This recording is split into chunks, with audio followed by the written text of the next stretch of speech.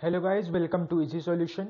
इस वीडियो में मैं आज आपको बताने वाला हूँ स्विच स्टेटमेंट के बारे में कि हम जावा में स्विच स्टेटमेंट किस तरह से यूज़ कर सकते हैं और ये स्विच स्टेटमेंट रहता क्या है। तो चलिए स्टार्ट करते हैं। तो गाइस, सबसे पहले आपको बताना चाहता हूँ ये जो स्विच स्टेटमेंट है ना, ये इफ़ एल्स लैडर की तरह है जो मैंने इसके पहले वाले वीडियो में कवर किया था। तो इसका स्विच स्टेटमेंट का काम क्या रहता है गाइस, कि जैसे कि ये मल्टीपल कंडीशन दे रहेंगे, ठीक है। उसमें मल्टीपल कंडीशन में से सिर्फ जो ये एक स्टेटमेंट या एक कंडीशन को जो ट्रू रहेगा उसको रन करता है। मल्टीपल कंडीशन में से एक कंडीशन को रन करता है या एक स्टेटमेंट को रन कर सकता है, ठीक है। इसे हम कहते हैं स्विच स्टेटमेंट। तो मैं इसका ये जो है था, अभी मैं इसको आपको जो है प्रोग्राम रन करके बताता हूँ कि कैसे क्या ये स्विच स्टेटमेंट वर्क करता है और ये रहता क्या है। तो चलिए मैं स्टार्ट करता हूँ। सबसे पहले क्या करना है आपको, मैं आपको एग्जांपल शो करता हूँ। एग्जांपल से आपको एकदम क्लियर हो जाएगा ये स्विच स्टेटमेंट रहता क्या है। सपोज मैंने ये एक इंटीजर नाम का वेरिएबल बना रहा हूँ, ठीक है। ये है मेरा वेरिएबल मैंने बनाया, इसमें वैल्यू डाल देता हूँ मैं ये 20, ठीक है। उसके बाद अब मैं जो हमें जो स्विच स्टेटमेंट रहता है ना, तो स्विच स्टेटमेंट का स्विच ही जो है स्विच ही लिखते हैं हम लोग। जब हम लोग प्रोग्राम बनाएंगे तो सीधा स्विच लिखते हैं और इसी स्विच के अंदर ना आपको जो कंडीशन डालना है आपको क्या, जैसा कि मैं आपको बता दूं, जैसे ये जो मैं नंबर बनाया हूं ना, नंबर, ठीक है। अभी मैं यही नंबर को मैं इसमें डाल दूंगा, ये स्विच के इसके अंदर ब्रैकेट के अंदर, ठीक है। इसको मैं ओपन और क्लोज कर लिया। स्विच में क्या रहता है कि इसमें ना केसेस रहते हैं कि इसमें ना मल्टीपल आप स्टेटमेंट बना सकते हैं, पर मल्टीपल स्टेटमेंट में से ना जो ट्रू स्टेटमेंट रहेगा, ठीक है, वही एग्जीक्यूट होगा। तो कुछ इस तरीके से, जैसे कि अभी मैं बनाऊं, अब मैं बनाता हूं केस। इसमें ऑलवेज केस करके कुछ भी रिप्रेजेंट किया जाता है। तो अभी मैं एक केस लिखता हूं और मैं केस लिखता हूं द 10, ठीक है, और ये सेमीकोलन डाल देता हूं। अब मेरा ये केस 10 हो गया, ठीक है। अब केस 10, जब वैल्यू, केस की वैल्यू जब 10 रहेगी, 10 आए, तो क्या एग्जीक्यूट होना चाहिए, तो आप यहां से प्रिंट कर सकते हैं।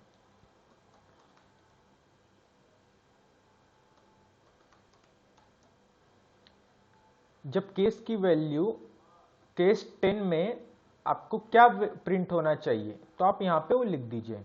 जैसे कि मैं इधर लिख देता हूं, इधर मैं 10 लिख देता हूं। अगर केस 10 रहा तो यहां पे 10 प्रिंट हो, ठीक है। अभी इसमें ना स्विच स्टेटमेंट में एक और रहता है, एक क्या रहता है कि ब्रेक। ब्रेक के बारे में आपको बताता हूं। ये ब्रेक क्या करता है, ये ब्रेक स्टेटमेंट क्या करता है, ये वैल्यूज को ना, जो एक कंडीशन ये जो रन होती है ना, इस पे इसको स्टॉप कर देता है, ठीक है। कंडीशन को इधर से एंड कर देता है ये, फिर ये सीधा नेक्स्ट वाले केस पे जाता है। केस ब्रेक स्टेटमेंट का ये मतलब रहता है। मैं आपको एक बिना ब्रेक का भी दिखाऊंगा, आपको क्लियर हो जाएगा यूज। तो अभी मैं अगर मैं केस 10 बनाया, अब मैं केस बनाता हूं 20, ठीक है। अब मैं केस 20 बनाता हूं सेम। उसके अगर 20 आया, हमारा जो केस 20 रहे, तो क्या आपको आउटपुट आना चाहिए।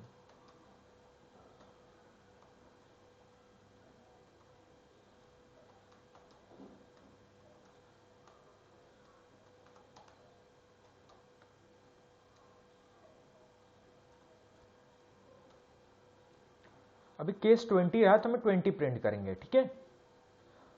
अभी उसके बाद फिर से हमें क्या डालना रहेगा, ब्रेक डालना रहेगा, ठीक है।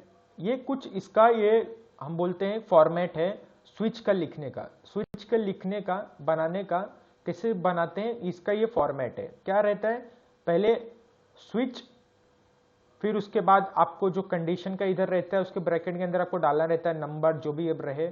उसके बाद कर्ली ब्रेस ब्रैकेट ऑन करना रहता है और इसके अंदर आप मल्टीपल जो रहते हैं स्टेटमेंट या कंडीशन डाल सकते हैं। कंडीशन आप डाल सकते हैं ये केस के अंदर, केस 1, केस 2, केस 3, इसके अंदर आप मल्टीपल कंडीशन को डाल सकते हैं। अब मैं इधर लिख देता हूं केस 30, सेम, और इधर भी कर दूंगा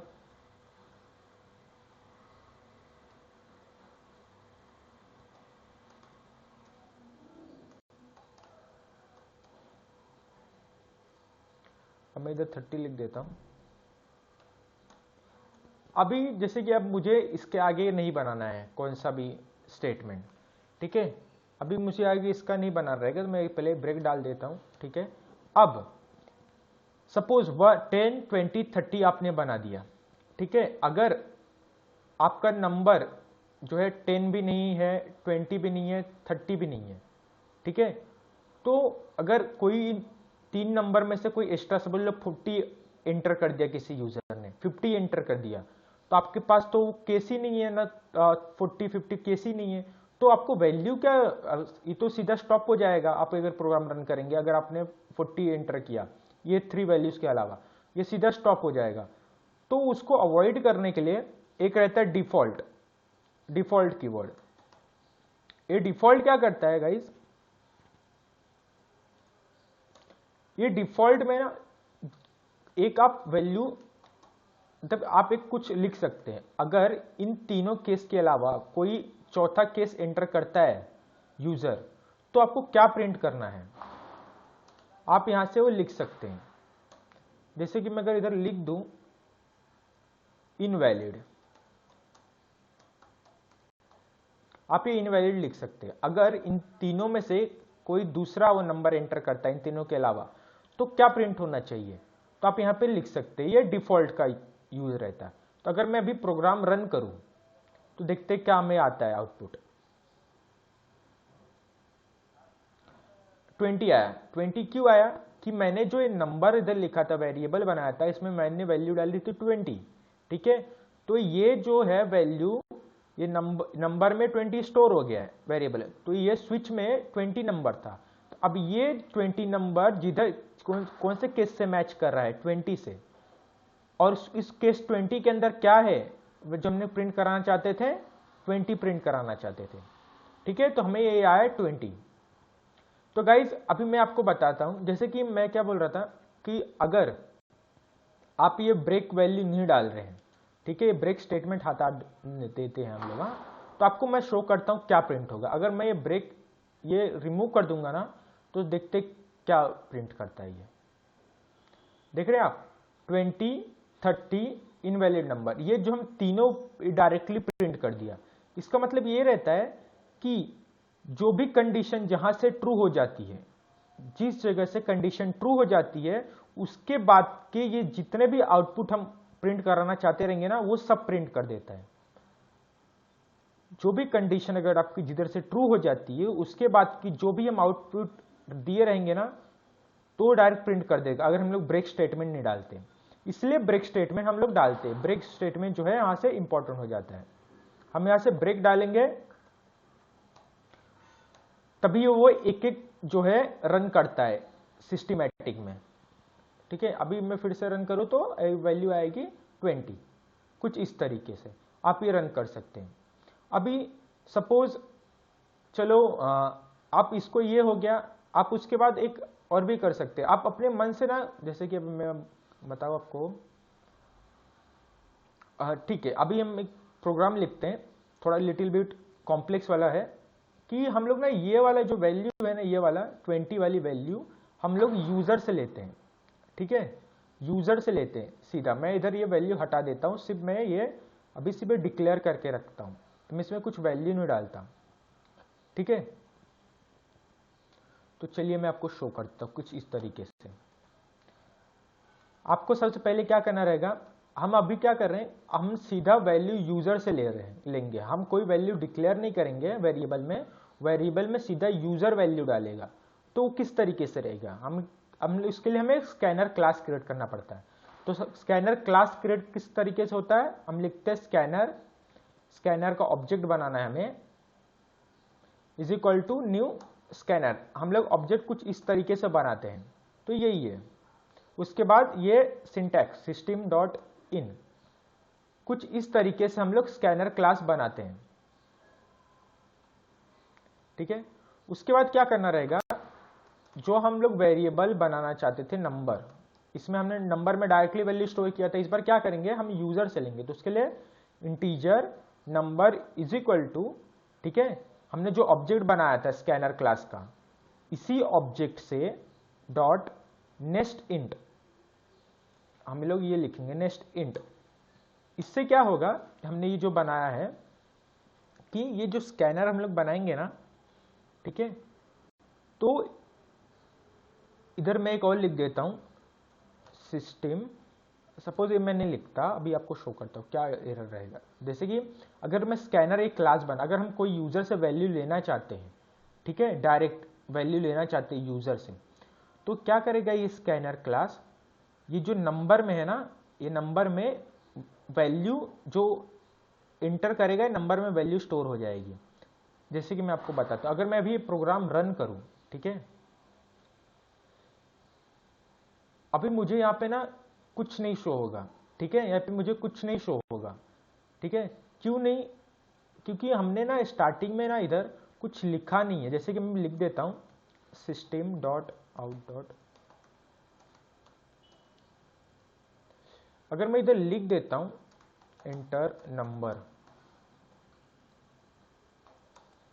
फ्रॉम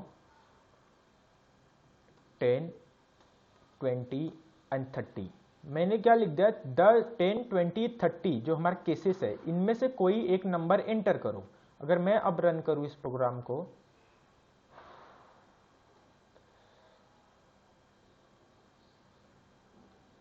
इसको स्टॉप कर देता हूं पहले।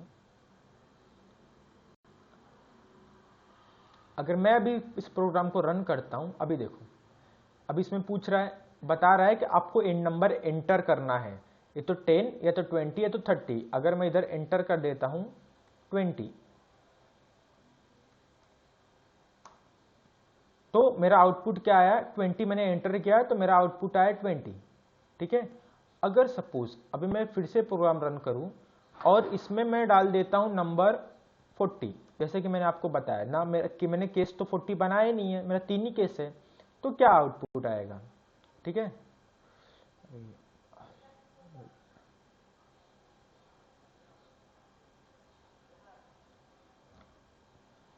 अभी मैं इसको रन करता हूं, अभी इसमें वैल्यू डाल देता हूं 40, अब मैं एंटर करूंगा तो क्या है, इनवैलिड नंबर, क्योंकि हमने ये बोला था ना डिफॉल्ट में अगर इन तीनों में से कोई एंटर ना करे तो हमें क्या आना चाहिए, इनवैलिड आना चाहिए। तो ये कुछ एग्जाम्पल हो गए, एग्जाम्पल के थ्रू मैं आपको समझा रहा था कि स्विच स्टेटमेंट क्या रहता है, जिसमें स्विच स्टेटमेंट का मतलब ये, आप कुछ इस तरीके से स्विच स्टेटमेंट यूज कर सकते हैं। उसके बाद ये स्विच स्टेटमेंट का मतलब ये रहता है कि अगर मल्टीपल केसेस हैं, मल्टीपल सिनेरियो, इनमें से जो एक ट्रू हो, ये 3 केस था, इनमें से जो ट्रू था ये 20, तो वो वही वाला उसका आउटपुट ये प्रोवाइड करता है। तो स्विच स्टेटमेंट कुछ इस तरीके से लिखा जाता है। तो गाइज अगर आपको ये वीडियो पसंद आया रहेगा तो प्लीज़ इसे लाइक कीजिए एंड सब्सक्राइब कीजिए। Thank you.